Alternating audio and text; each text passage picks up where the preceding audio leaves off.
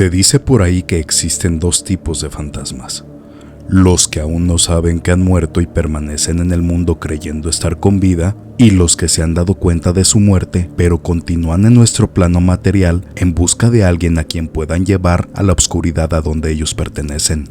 Y es así que les dan el nombre de espíritus chocarreros, que según el ámbito popular, son seres que perturban la paz de las personas que tienen la desgracia de toparse con uno de ellos.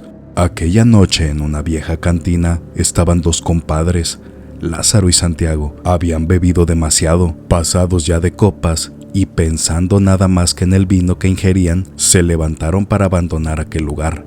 Caminaban tambaleándose por las calles, entonando quizá una vieja canción, ahogados en un aliento alcohólico. A lo lejos visualizaron algo que flotaba en el camino. Creían ver una caja o alguna cosa similar. Pronto Santiago se despidió, ya que para su suerte estaban parados justo en la entrada de su casa, pero Lázaro debía caminar todavía por 2 calles más y un pequeño trecho de bosque para llegar a una vieja cabaña que compartía con su anciano padre. Ya en el bosque se escuchaban los aullidos de sus viejos perros, cuando de repente tropezó con una rama tirada. «Quieta, ramita», reprendía el borracho a aquella rama como si fuera su amiga. «¿No ves que estoy pasando? ¿Para qué me tropiezas?». Intentó incorporarse, pero con su pie izquierdo volvió a tropezar. «¿Qué te dije?». Continuaba con la charla como si esperara que aquel pedazo de árbol pudiera responderle.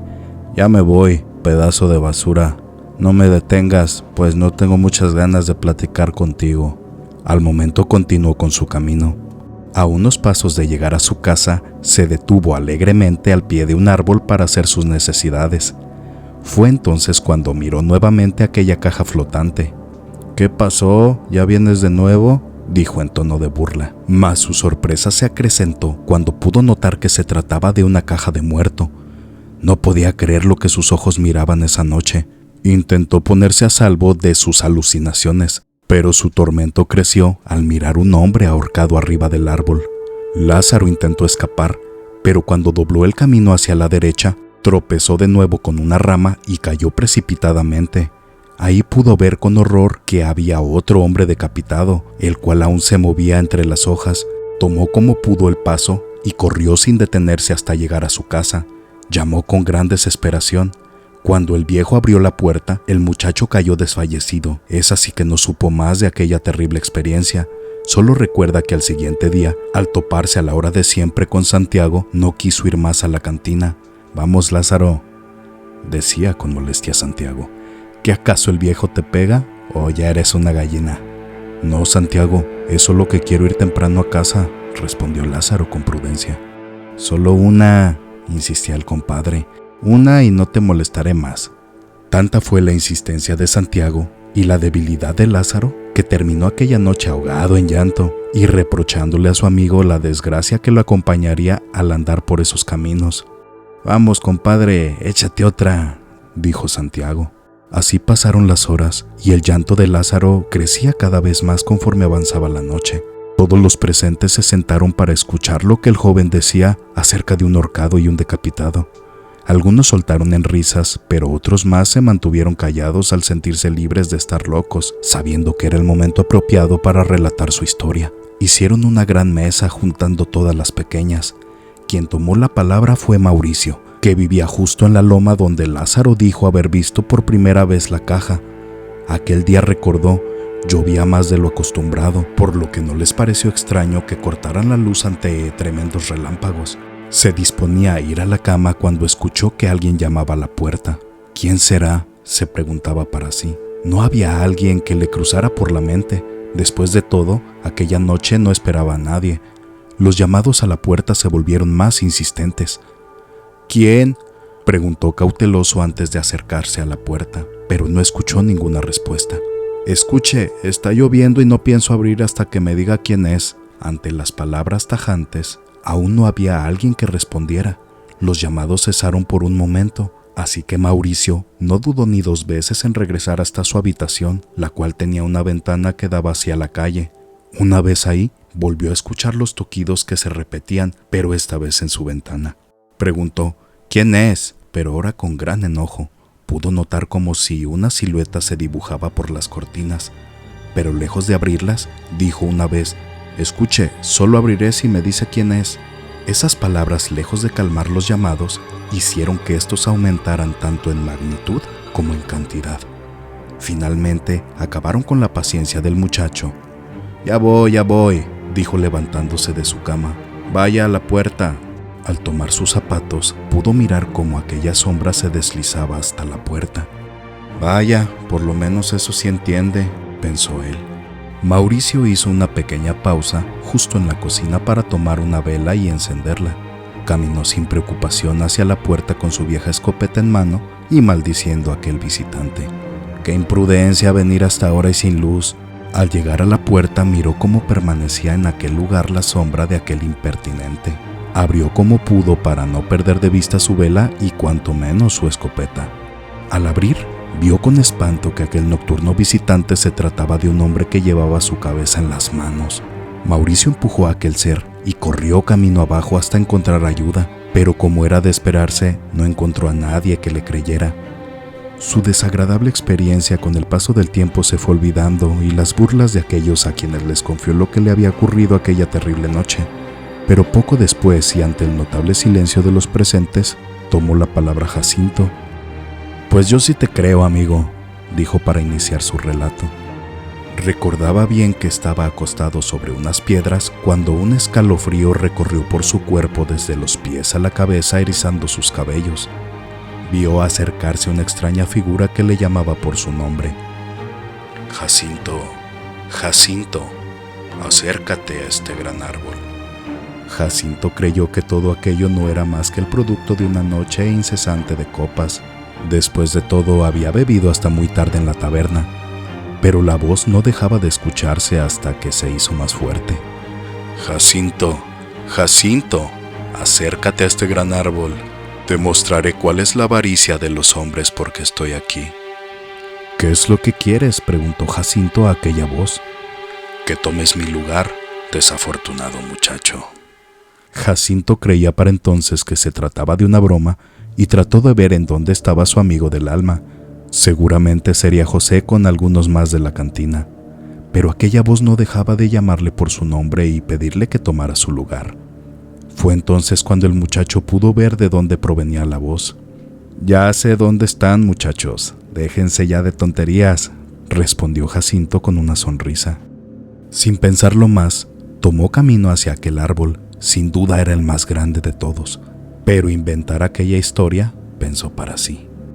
Al llegar al lugar, no vio a nadie, ni siquiera el rastro que indicara para dónde habían corrido sus amigos. Volvió la mirada para ambos lados, pero nunca se le ocurrió mirar hacia arriba. «Aquí», cuenta Jacinto que fueron las últimas palabras de aquel maldito ser, pues cuando miró hacia la copa del árbol, halló a un hombre colgado con sus pies todavía moviéndose. Aquel ser tenía en la mano una soga, la cual señalaba que era para él, que sólo así se liberaría de aquel maldito lugar. Jacinto terminó con lágrimas en los ojos, jurando que nunca más ha caminado nuevamente por aquel lugar por temor a volver a ser presa de aquel ser infernal. «Es en serio, amigos», decía el necio borracho, «no vayan para allá. Ese maldito solo está esperando el momento oportuno para cambiar su lugar y condenarnos a vagar». José se mantenía escuchando con atención a su amigo.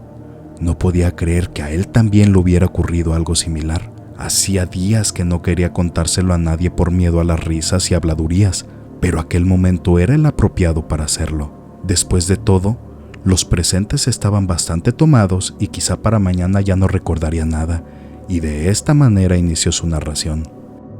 En la cosecha de aquel año, José tuvo que quedarse a dormir en el campo debido a los pequeños saqueos que se venían realizando en los cultivos vecinos.